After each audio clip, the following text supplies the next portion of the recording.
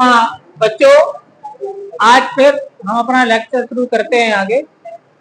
आज हम कक्षा 11वीं फिजिक्स अध्याय 3 समतलमय गति, इसके अंतर्गत सदिशों के वियोजन की थ्योरी को समझेंगे।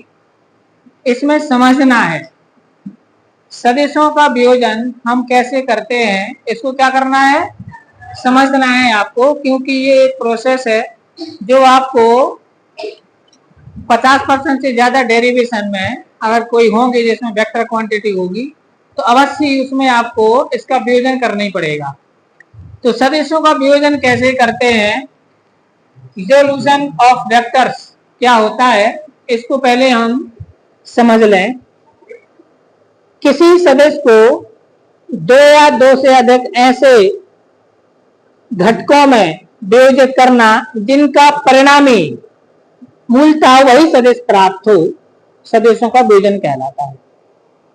मतलब जैसे मान लीजिए मेरे पास एक सदिश है ए, मैंने इसमें से दो टुकड़े निकाले, एक टुकड़ा निकाला ax, एक टुकड़ा निकाला ay। अब यदि ax और ay का टोटल वापस ए हो जाए, ax और ay का टोटल कहना तो वापस क्या आ जाए, तो ax और ay को क्या बोलेंगे, सदिश ए के घटक क्या कहलाएंगे। तो अपन क्या करते थे, एक्चुअली में जो वियोजन है वो सदिश के योग की विपरीत क्रिया है। योगफल में अपन क्या करते थे, दो सदिशों को जोड़ते थे। वियोजन में क्या करते हैं, घटाते नहीं है, तोड़ते हैं। घटाना नहीं है, तोड़ना है। उसमें अपन क्या करते थे, दो सदिशों को जोड़कर एक बनाते थे। अब आपको एक दिया है और तोड़कर वापस दो बनाने, अब आपको समझ में आ गई। इस तरीके से सदिशों का वियोजन कहलाता है। फिर से सुन लें परिभाषा, सदिशों का वियोजन क्या कहलाता है, किसी सदिश को दो या दो से अधिक ऐसे घटकों में वियोजित करना जिनका परिणामी मूलतः वही सदिश हो, जिनका परिणामी क्या हो, मूलतः वही सदिश हो, वियोजन कहलाता है। वियोजन किसी सदिश को दो या दो से घटकों में वियोजित करना जबकि उन घटकों का परिणामी वही हो। मतलब ऐसा नहीं है कि उनको अपन ने तोड़ा और तोड़कर जो मिला उसको जोड़े तो मूलतः ना मिले, ऐसा नहीं करना है। जैसे मैंने 5 को मैं कहूं दो संख्या में तोड़ो, तो आपने तोड़ा 3 और 2, सही है। आपको नहीं 4 और 6, तो क्या सही है। एक बच्चा नहीं, हम तो सर 5 को 4 और 4 में तोड़ेंगे, तो कैसे टूटेगा। तो तोड़ना सही कब कहलाएगा, जब उसका परिणामी वापस वही हो। अब मैंने बोर्ड पर लिखा है समतल में वियोजन, इसका मतलब होता है समतल मतलब 2D, समतल मतलब 2D, यानी हम द्विविमीय वियोजन लिखा है। और त्रिविमीय में वियोजन तो हो जाएगा 3D, ठीक है ना। तो हमें 2D वियोजन। अब वियोजन कई प्रकार का होता है, पिछले लेक्चर में बताया था। हमें पढ़ना है समकोणिक वियोजन। कौन सा वियोजन पढ़ना है, समकोणिक वियोजन पढ़ना है, या इसी को बोलते हैं आयताकार वियोजन। यही आयताकार वियोजन क्या रहेगा, इसी को क्या बोलेंगे, समकोणिक वियोजन। डेफिनेशन हो जाएगी, किसी सदिश को दो लंबवत घटकों में वियोजित करना समकोणिक वियोजन कहलाता है। कैसे घटकों में, लंबवत, मतलब जो घटक उसके बनेंगे, जो टुकड़े उसके बनेंगे वो परस्पर लंबवत होना चाहिए। तो अगर लंबवत होता है तो कहलाएगा समकोणिक वियोजन, अगर घटक लंबवत है, और घटक लंबवत नहीं है तो फिर से वियोजन कहेंगे, किसी प्रकार का हो। लेकिन हमें पढ़ना कौन सा है, समकोणिक वियोजन या आयताकार, इसी को बोलते हैं आयताकार वियोजन। हमें करना कौन सा है, समकोणिक वियोजन, हम वही करना है, वही पढ़ना है। अब ये करते कैसे हैं, इसकी प्रोसेस समझो। क्या आपके बात समझ में आ गई कि वियोजन योगफल की विपरीत क्रिया किस प्रकार से है। किस प्रकार से है कि आप योगफल में क्या करते हैं, दो सदस्यों को जोड़कर एक बनाते हैं, और यहाँ पर क्या करते हैं, एक से निकाल करके दो बनाएंगे। तो इस परिप्रेक्ष्य में उसको कहा गया है कि वियोजन योगफल की विपरीत क्रिया है। समझ में आ गई बात, अच्छी आ गई। तो ये हमारे पास आ गया सदस्यों का क्या, वियोजन। अब जैसे मान लीजिए वियोजन करते कैसे हैं, किसी तल में समकोणिक वियोजन करना कैसे है, जैसे मैं प्रोसेस लिख रहा हूं ऐसे सेम करना है। जैसे ये एक सदिश है ए, इसका मुझे वियोजन करना है, या एक सदिश है ए, इसका क्या करना है, मुझे वियोजन करना है। तो हमें क्या करना है, सदिश के पुच्छ से, पुच्छ मतलब प्रारंभिक बिंदु से, इसको मूल बिंदु मानते हुए पहले दो अक्षें बनाना है। इसको मूल बिंदु मानेंगे, पहले दो अक्षें बनाएंगे, ए एक्स अक्ष और एक कौन सी हो गई, वाई अक्ष। तो सबसे पहले हम जिस सदिश का वियोजन करना है उसके प्रारंभिक बिंदु को मूल बिंदु मान करके वहां से दो परस्पर लंबवत अक्षें खींचेंगे। एक हो जाएगी हमारी एक्स अक्ष, दूसरी हो जाएगी। अब इसके शीर्ष से हम दोनों अक्षों पर लंब खींचेंगे। पहले मैंने यहां से इस पर लंब खींचा, मान लीजिए ये एम है, और यहां पर मैंने लंब खींचा, ये मान लीजिए क्या है, एन है। तो आप देखो ओ से लेकर एम तक एक सदिश बन जाएगा, एक सदिश बन जाएगा ओ से लेकर एन तक, सभी देख पा रहे हो। अब मान लीजिए ओ से लेकर एम तक की लंबाई है ए एक्स, और ओ से एन तक की लंबाई है ए वाई। तब ए एक्स वेक्टर को, ए एक्स नहीं, ए एक्स वेक्टर को सदिश ए का एक्स घटक कहेंगे। कौन सा घटक कहेंगे, और ए वाई वेक्टर को सदिश ए का वाई घटक कहेंगे, या सदिश ए एक्स को ए का हॉरिजॉन्टल कंपोनेंट मतलब क्षैतिज घटक कहेंगे, और ए वाई वेक्टर को सदिश ए का ऊर्ध्वाधर घटक या वर्टिकल कंपोनेंट कहेंगे। सब कुछ समझ आएगी ना बात। और ये इसलिए कहेंगे क्योंकि अभी मैंने आपको क्या बताया कि वियोजन कैसे किया जाता है, कि आपने सदिश को दो भागों में तोड़ा, उनको जोड़ा तो वापस वही आ जाना चाहिए। तो अपन देखते हैं वापस वही आता है कि नहीं आता। तो मैं इसमें यहाँ पर त्रिभुज नियम लगाता हूँ, यहाँ से यहाँ तक का बन गया, यहाँ से यहाँ तक की लंबाई है ए एक्स, और यहाँ से यहाँ तक का वेक्टर है ए एक्स वेक्टर, यहाँ से यहाँ तक की लंबाई है ए वाई, और यहाँ से यहाँ तक वेक्टर बनेगा वो ए वाई वेक्टर। जी अगर ए वाई है तो ये भी तो ए वाई होगा कि नहीं होगा। तो अगर मैं यहाँ पर त्रिभुज नियम लगाऊं, किसमें, ओ एम, यहाँ पर नाम दे देते हैं ए में, ओ एम ए में त्रिभुज नियम लगाओ, त्रिभुज नियम लगाओ। तो त्रिभुज नियम लगाएंगे तो क्या आएगा, इसमें आएगा ओ ए बराबर O M plus M A, आएगा नहीं आएगा। ओ ए को लिखेंगे ए, इसको लिखेंगे ए एक्स वेक्टर, वेक्टर लगाना, इसको क्या लिखेंगे। तो आपने देखा इन दोनों का टोटल वापस यही है, इसका मतलब हुआ ये दोनों इसके घटक है। भाई घटक की डेफिनेशन क्या बोलती है कि दो सदिशों का ऐसे घटकों में तोड़ना जिसका परिणामी वापस मूल सदिश प्राप्त हो, वो क्या कहलाते हैं, उनके घटक, और ये कहलाता है उसका वियोजन। तो ए एक्स और ए वाई इसी के टुकड़े हैं, क्योंकि इन दोनों का टोटल वापस से आया है। सबके समझ में आएगी ना बात, ये बात क्लियर है। इसका मतलब हुआ अगर आपको कहीं पर भी वियोजन करना है तो आपको उसके प्रारंभिक बिंदु से दो परस्पर लंबवत अक्षें बनाना है, बना देंगे। फिर क्या करना है, सदिश के शीर्ष से दोनों पर लंब कराना है। तो लंब के जो आधार बिंदु होंगे, लंब का जो अंत बिंदु होगा, मूल बिंदु से वहां तक की जो दूरी है वो पहला घटक, और दूसरे अक्ष पर कौन सा बनेगा, दूसरा घटक। ए एक्स को बोलते हैं सदिश ए के एक्स घटक का परिमाण। ए एक्स को क्या बोलेंगे, सदिश ए के एक्स घटक का परिमाण। ए वाई को क्या बोलेंगे, सदिश ए के वाई घटक का परिमाण। बात समझ आएगी ना। अब मान लीजिए सदिश ए एक्स अक्ष के साथ माने क्षेत्र से थीटा कोण बनाता है। कितना कोण बनाता है, कितना कोण बनाता है, बहुत ध्यान से समझना। तब अगर मैं इसमें एक बार कॉस थीटा और एक बार साइन थीटा ले लूं तो मुझे क्या मिलेगा। तो ध्यान दें, त्रिभुज ओ एम ए में पहले मैं ले लेता हूं साइन थीटा।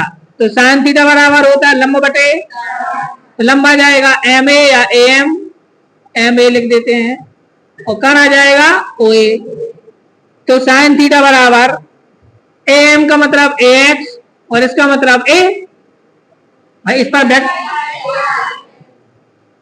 ओ ए ओ ए की वैल्यू क्या होगी, ए, इसकी वैल्यू क्या होगी ए, अच्छा ए वाई, इसकी वैल्यू क्या होगी ए वाई, तो ए वाई बटा ए। अब यहां से ए का गुणा कर दो, तो A into sine theta equal to क्या होगा ए वाई, या मैं इसको ऐसा लिख देता हूं ए वाई बराबर ए साइन थीटा ए वाई और भाई ए वाई, तो ए वाई बराबर क्या आ गया ए साइन थीटा, ए साइन थीटा। अभी और रुक जाओ, अब एक काम करो इसमें कॉस थीटा लो, कॉस थीटा बराबर क्या आएगा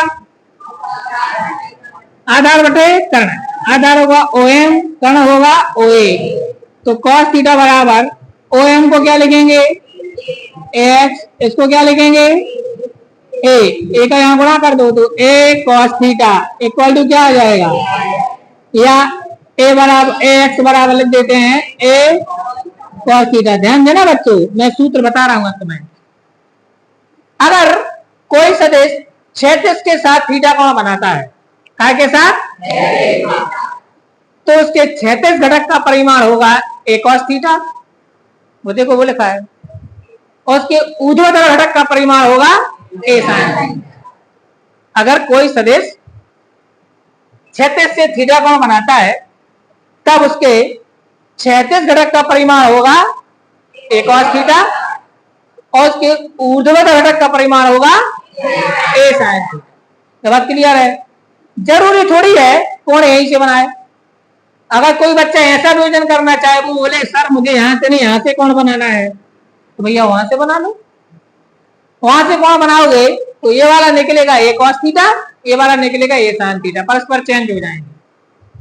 अगर मैं कोण ऊर्ध्वाधर से नापूं, अभी कहां से नापा था, अगर मैं कहां से नापूं उसको ऊर्ध्वाधर से नापूं, तो इसके ऊर्ध्वाधर घटक का परिमाण कितना निकलेगा ए कॉस थीटा निकलेगा।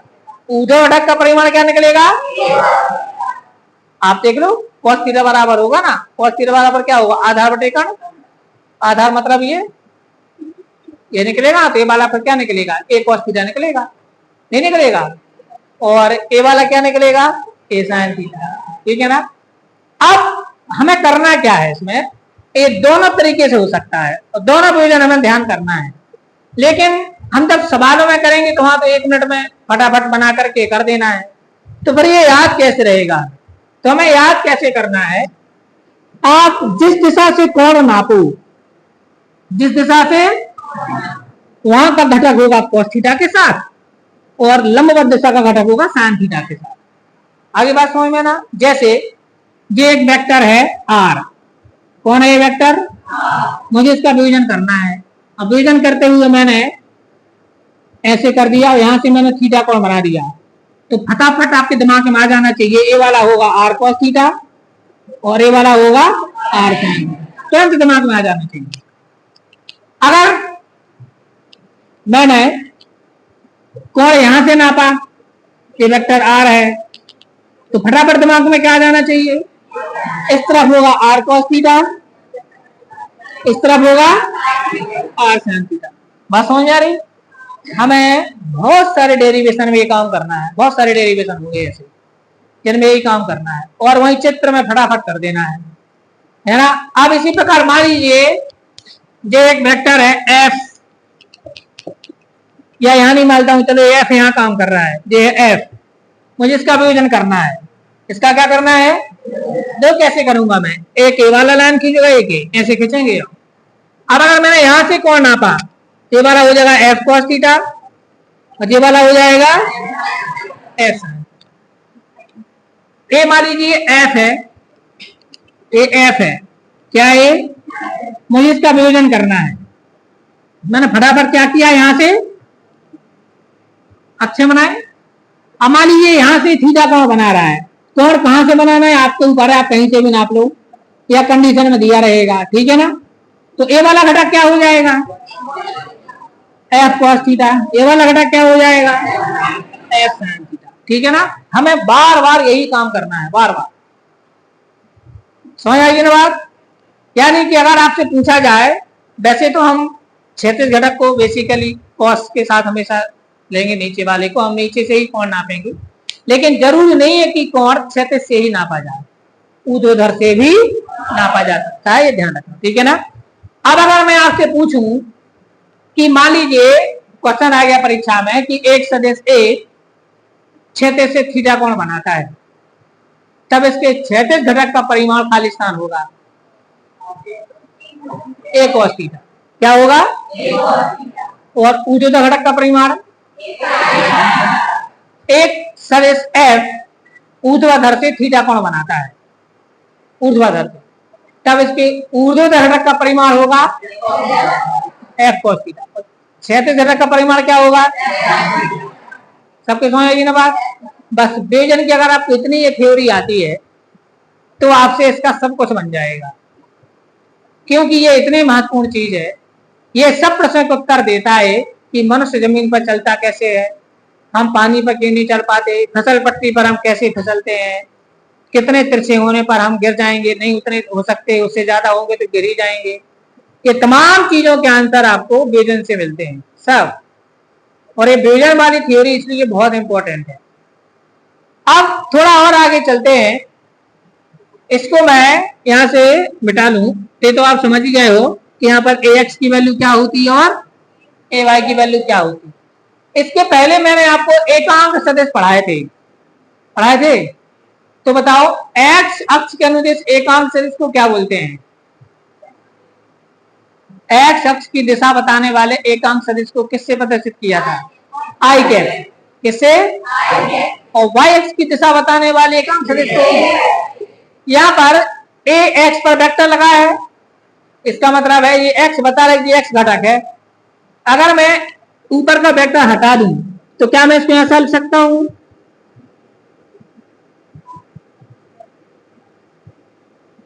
हाँ देख सकते हैं, दोनों सेम है भाई। ये वेक्टर क्या बता रहा था, तो ये क्या बता रहा है, दिशा बता रहा है ना, ये बता रहा है।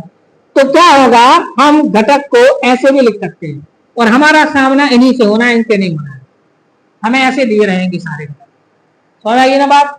आई कैप और जे कैप के साथ, जैसे उसने कहा कि एक सदिश है a बराबर 5 आई कैप प्लस 3 जे कैप, इस टाइप से होंगे सवाल, इस टाइप से होंगे, तो आप समझ जाना 5 आई कैप क्या है, सदिश a का क्षैतिज घटक या x घटक, और 3 जे कैप क्या है, यानी कि जे है ax वेक्टर की वैल्यू, जे काय की वैल्यू है, और 5 है ax का मान, और 3 है ay का मान। तो मैं ax वेक्टर, ay वेक्टर, इनमें अंतर पता होना चाहिए, ठीक है ना।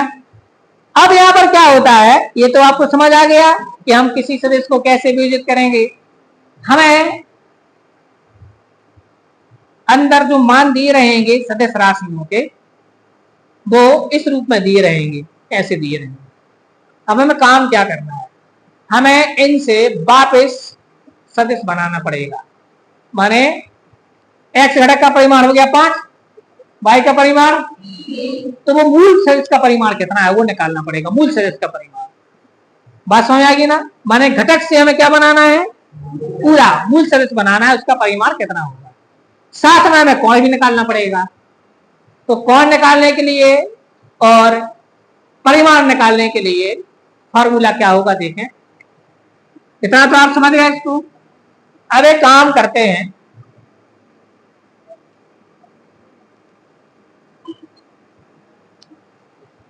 अगर मैं इन दोनों को वर्ग करके जोड़ दूं, क्या करूंगा, इनको जोड़ देते हैं, क्या होगा, जोड़ते हैं तो यहां पर आएगा ax का वर्ग प्लस ay का वर्ग, ax का मान कितना है, a sin थीटा, इस पर वर्ग लगा दो,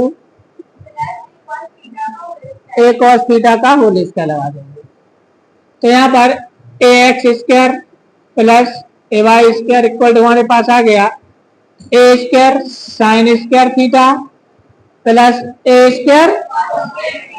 अगर मैं इसमें से a स्क्वायर कॉमन ले लूं तो अंदर हमारा क्या बनेगा, साइन स्क्वायर थीटा प्लस, और ये तो पता ही है तुम्हें कौन है, 1 है ए स्क्वायर इंटू, अब मैं यहाँ से स्क्वायर हटा देता हूं तो यहाँ पर क्या लग जाएगा, इसलिए ए बराबर आ गया under root of A X square plus. इस प्रकार आपको अगर घटकों के परिमाण दिए हैं और आपको संपूर्ण सदिश का परिमाण चाहिए है तो वर्गों का योग करके वर्गमूल निकाल देना है। क्या करना है, जैसे मेरे पास एक सदस्य है ए बराबर 3i cap plus 4j cap और मुझे सदस्य ए चाहिए है, कितना है सदस्य का परिमाण, तो सदस्य का परिमाण क्या होगा, ए बराबर होगा अंडर रूट ऑफ 3 का स्क्वायर प्लस 3 का स्क्वायर 4 का स्क्वायर अंडर रूट 25 यानी कि 5, यानी मूल सदिश का परिमाण है 5 इकाई, एक घटक है उसका 3 इकाई, एक घटक है 4 इकाई। अब आप ये नहीं सोचना 3 और 4 तो 7 हो रहा है, 7 नहीं हो रहा है, 5 ही हो रहा है, क्योंकि सदस्यों का योग बीजगणितीय नियम से थोड़ी किया जाता है। कैसे किया जाता है, सदस्यों का योग तो सदस्य बीजगणित से किया जाता है। बात समझ आएगी ना, इस प्रकार से अपन को ध्यान रखना है। तो आपने जितने सूत्र यहाँ पर पढ़ लिए मैं उन सबको एक क्रम में लिखता हूं। अब आप देखें विभाजन समझ में आ गया सभी को, विभाजन करते बन जाएगा। अब देखते हैं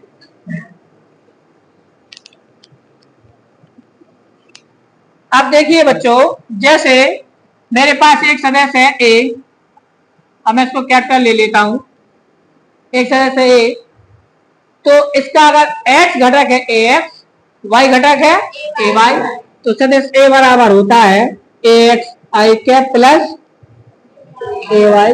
यहाँ पर ए एक्स है इसके x घटक का परिमाण और ए वाई है इसके, उसी को बोलते हैं ए एक्स है इसके क्षैतिज घटक का परिमाण, ए वाई है इसके, इसी को हम ऐसा भी लिखते हैं, ए एक्स वेक्टर प्लस, दोनों बात में सेम ही है, चाहे ऐसा लिखूं चाहे ऐसा लिखूं सेम एक ही चीज, समझ आएगी ना बात। अब यहाँ बोर्ड पर ध्यान दो, अभी हमने निकाला ए एक्स का मान होगा ए कॉस थीटा और ए वाई का मान क्या होगा ए साइन थीटा, जहां पर थीटा क्षेत्र से बनाया गया कोण है, ध्यान रखना है। तो ए एक्स बराबर क्या होगा A cos theta, A Y बराबर क्या होगा, एवं ए बराबर होगा under root of A X का square, A X square plus, तो एक फार्मूला ये है जब हमें संपूर्ण सदिश ज्ञात करना हो, दो फार्मूले ये हैं जब हमें घटक ज्ञात करना हो, और ये उसका रूप है, किस रूप में ये दिया रहता है, ठीक है ना। अब अगर हमें कोण निकालना है तो इसमें इसका भाग दे दो, तो कोण निकालने पर सूत्र आता है tan थीटा बराबर ए वाई बटे ए एक्स, ये है थीटा निकालने का सूत्र। अगर आपको थीटा का मान निकालना है भाग देके देखो, इसमें इसका भाग दो, ए से ए कट जाएगा, तो साइन बटे कॉस बराबर tan ए वाई बटे ए एक्स आ जाएगा, आएगा नहीं आएगा। तो कोण निकालने का सूत्र क्या है, tan थीटा बराबर ए वाई बटा ए एक्स, ये है क्षैतिज से सदिश कितना कोण बना रहा है वो निकालने का सूत्र है। अच्छा, पूरे सदिश का परिमाण निकालना हो घटकों से तो कौन सा सूत्र लगाएंगे, ए बराबर under root of A X square plus A Y. अगर आपको घटकों के परिमाण निकालना है तो कौन सा सूत्र लगाएंगे, ए एक्स बराबर ए कॉस थीटा, ए वाई बराबर ए साइन। अगर आपको किसी सदिश को घटकों के रूप में लिखना है तो सबको समझ आएगी ना बात। अच्छा, ये था हमारा द्विविमीय। अब त्रिविमीय विभाजन भी होता है, तो त्रिविमीय चूंकि हम पढ़ रहे हैं समतल में गति, द्विमीय गति पढ़ना हमें तो ही वाला करना है, लेकिन 3 वाले में आपको सिर्फ इतना करना है, एक और आ जाएगा A Z into K cap, माने यहाँ पर आया A X I cap A Y J cap, एक और आएगा ए जेड के कैप, और यहाँ पर भी आएगा ए एक्स स्क्वायर ए वाई स्क्वायर प्लस ए जेड स्क्वायर, लेकिन ये वाले सूत्र नहीं लगेंगे, वो अलग होंगे, ये वाला यही रहेगा और ये वाला यही रहेगा, बस समझ गया ना।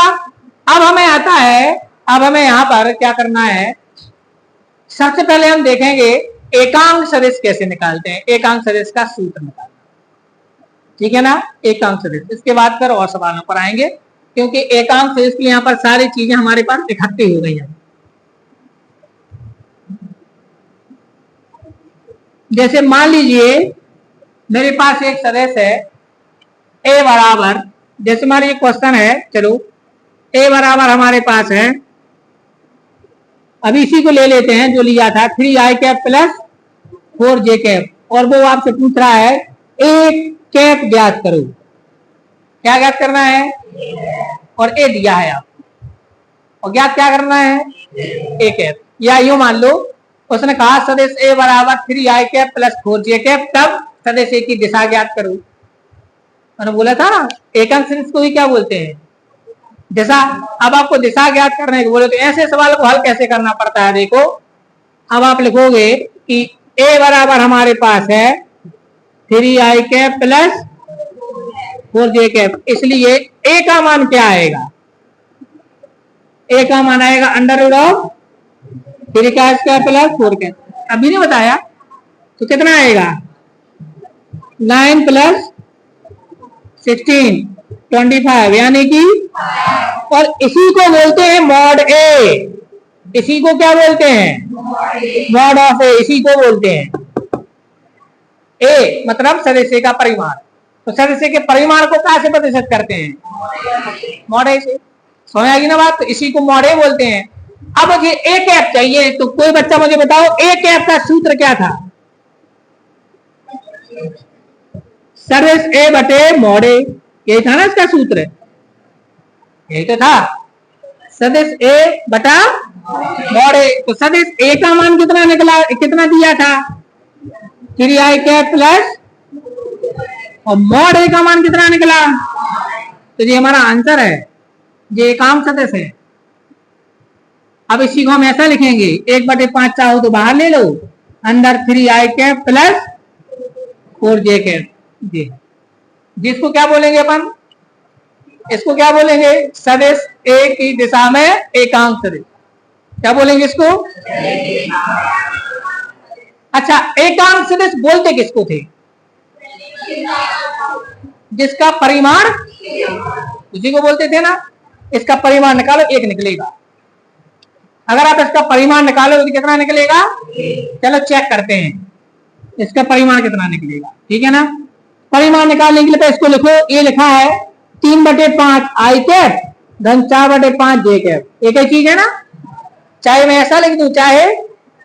अब इसको मुझे क्या निकालना है, तो इसका परिमाण कैसे निकालते हैं, तो परिमाण निकालने का सूत्र ये है, यही है ना।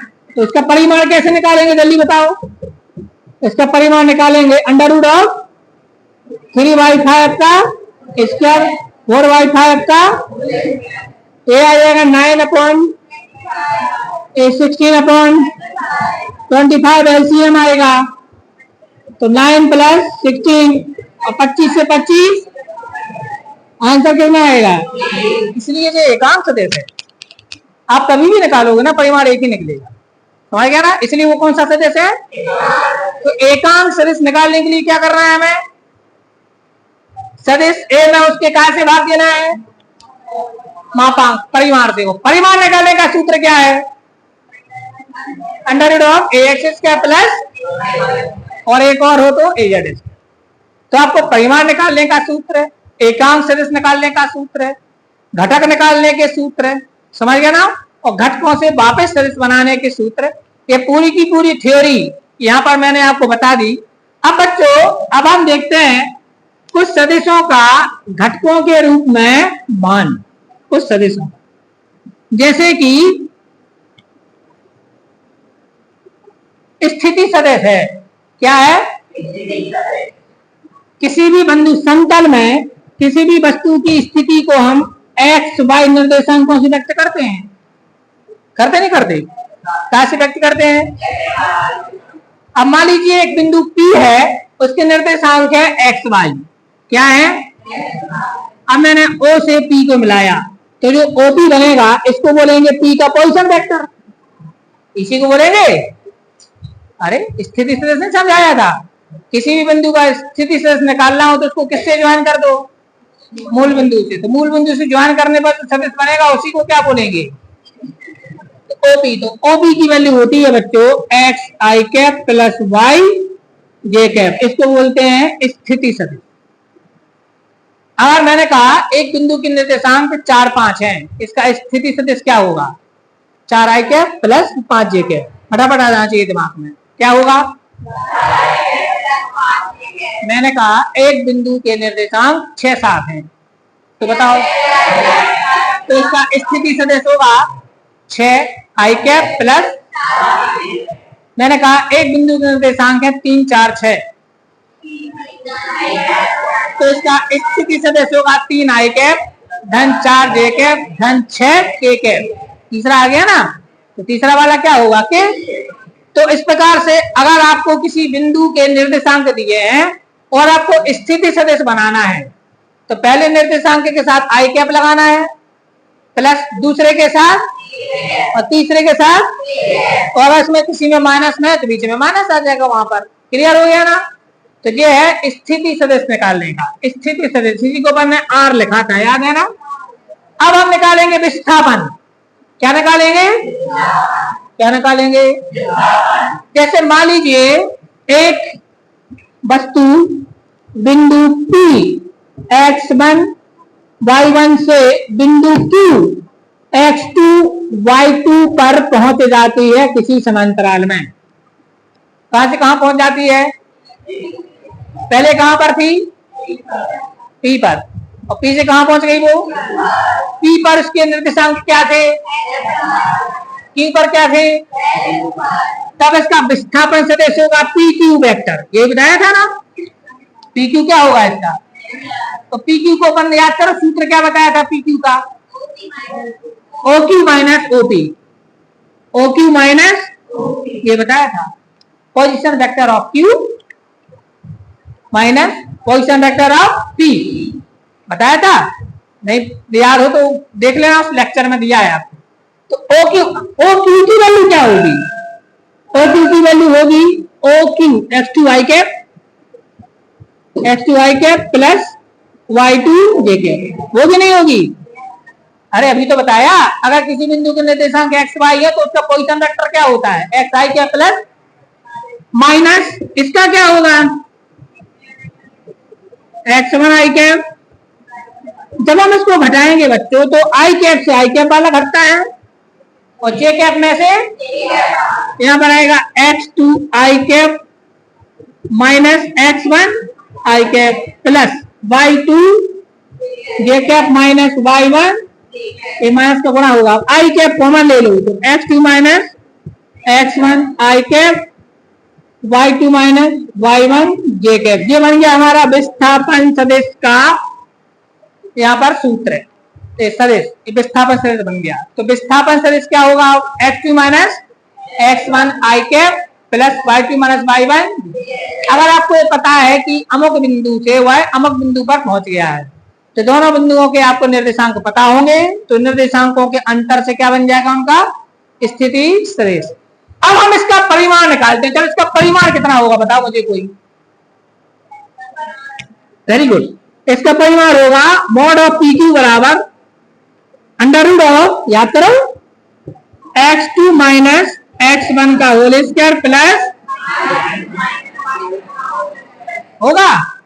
और अच्छे से याद करो, इसको तुम जानते हो कौन है, 10th क्लास में जाओ, दो बिंदुओं के बीच की दूरी का, तो ये क्या बन गया, PQ की लंबाई बन गई। तो देखो बिल्कुल एक्यूरेट जा रहा है ना अपन, बिल्कुल एक्यूरेट जा रहा है अपन। देखो 10वीं क्लास की निर्देशांक ज्यामिति वाले अध्याय में पहुंच गए और ये दो बिंदुओं के बीच की दूरी निकाल आई, तो यही तो होती थी। तो ये हमने दो बिंदुओं के बीच की दूरी किस मेथड से निकाल दी, वेक्टर से, वेक्टर से बीजगणित से निकाल दी, वहीं पर पहुंच गए। इसका मतलब हुआ कि जो हम PQ पढ़ रहे हैं बिल्कुल सही पढ़ रहे हैं, PQ की जो लंबाई अपन पढ़ रहा है, वेक्टर पढ़ रहा है, बिल्कुल सही जा रहा है, क्योंकि PQ का परिमाण वही निकलेगा जो दो बिंदुओं के बीच की दूरी का सूत्र था। याद करो, अगर मैं इसी को 10th क्लास में ले जाऊं, मैं को इन दो बिंदुओं के बीच की दूरी बताओ, तो यही तो होती है, x2 माइनस x1 का प्लस y2 माइनस y1 का, तो देखो निकल आया ना परिमाण। बात समझ आई ना। इस प्रकार से हम किसी भी बिंदु का स्थिति सदिश अब लिख सकते हैं, क्योंकि हमने वियोजन पढ़ लिया। हम उसका विस्थापन सदिश लिख सकते हैं, हम स्थिति सदिश का परिमाण निकाल सकते हैं, हम विस्थापन सदिश का परिमाण निकाल सकते हैं। इसी प्रकार से द्विविमीय गति में किसी वस्तु के वेग सदिश को लिखा जाता है v equal to V X I के प्लस वी वाई जे के। यहाँ पर वी एक्स कहलाता है घटक का परिमाण, वी वाई कहलाएगा। इसी प्रकार त्वरण को लिखा जाता है द्विविमीय गति में एक्स आई के प्लस, समझ गया ना। तो त्वरण का स्थिति सदिश, त्वरण का सदिश, वेग का सदिश और सदिशों के घटकों के परिमाण, ये सारी चीजें। अगर मैं आपसे पूछूं vx की वैल्यू क्या होगी, v cos थीटा, vx की वैल्यू, vy की वैल्यू, ax की वैल्यू, ay की वैल्यू, सूत्र वही रहेगा जो सबसे पहले निकाला था, ax बराबर a cos थीटा, ay बराबर, सब चीज वहीं से निकलेगी, सब सारे के साथ। अब आप कहोगे सर हमें इससे काम क्या है, इससे क्या फायदा है? ये बहुत काम के सूत्र है। ax bx बराबर होता है v cos थीटा और vy बराबर होता है v sin थीटा। ये बहुत काम के सूत्र हैं। जब हम दूर निशाना मारते हैं किसी चीज पर तो कारतूस कभी सीधा नहीं जाता, कारतूस ऐसे जाता है, क्योंकि ग्रेविटी कहाँ खींचती है उसे, नीचे खींचती है। तो जब आप निशाना लगाओगे ना थोड़ी दूर पर किसी चीज पर, तो कारतूस कभी उस निशाने पर जाकर नहीं टकराएगा। तो आपको निशाना थोड़ा सा ऊपर लगाना पड़ेगा, तब वो जाकर के कहाँ टकराएगा, सही लक्ष्य पर। तो हमें ऐसे क्वेश्चन आते हैं कि एक व्यक्ति निशाना लगा रहा है, तो बताओ वो निशाना लक्ष्य से इतनी दूर खड़ा है, तो उसको कितने ऊपर निशाना करना चाहिए ताकि कारतूस सीधे लक्ष्य पर टकराए। ऐसे क्वेश्चन आते हैं। तो फिर अपन को क्या करना पड़ता है, उसमें ये घटक निकालने पड़ते हैं कि जब वो इतने दूर जाएगा तो नीचे कितना चला जाएगा, कोई चीज इतने दूर जाएगी तो नीचे कितनी चली जाएगी। तो हम उसके फिर दोनों घटकों का कैलकुलेशन करते हैं, तब एक्यूरेट आंसर निकलता है, कितने ऊपर साधेगा तब वहां निकलेगा, है ना। तो इस टाइप की स्थिति यहाँ करने के लिए हमें सदिशों के वियोजन की आवश्यकता पड़ने वाली है, ठीक है ना। अब हम इसके बाद पढ़ेंगे अगला प्रक्षेप गति, है ना। नेक्स्ट लेक्चर में पढ़ेंगे हम क्या के बारे में, प्रक्षेप गति के बारे में, ठीक है।